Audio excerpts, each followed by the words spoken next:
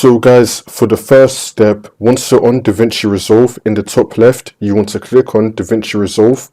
Now, you want to click on Preferences. Make sure that you're in the UI Settings tab, and you want to click on User. So UI Settings, User.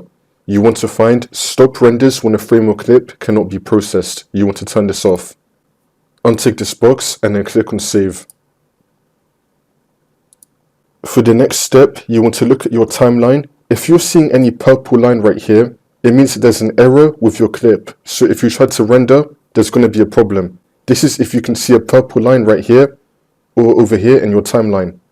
If you do see a purple line, or if you're having any problems with your clip, then you want to find your clip, you want to right click on it, and then click on Find in Media Pool.